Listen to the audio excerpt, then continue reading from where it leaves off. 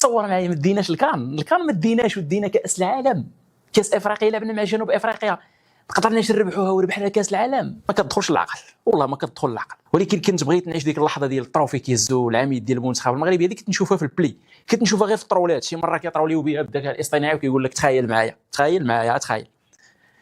كانوا شي مره كيديروا حكيمي زياش كاس العالم اصاحبي، كاس العالم باقي الناس كيطروليو علينا بهزين طروفي ديال الكان، ولكن حنا دينا كاس العالم.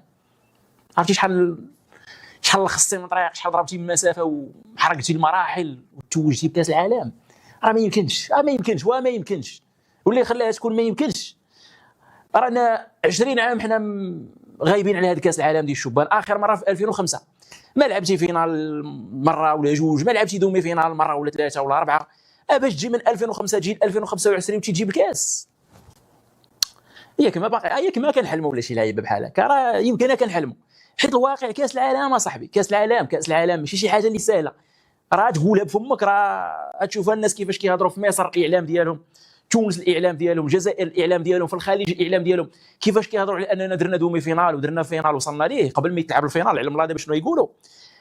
راه كتحس بواحد الحجم، واحد القيمه كبيره بالنسبه لهم، كانه حلم يستحيل توصل له.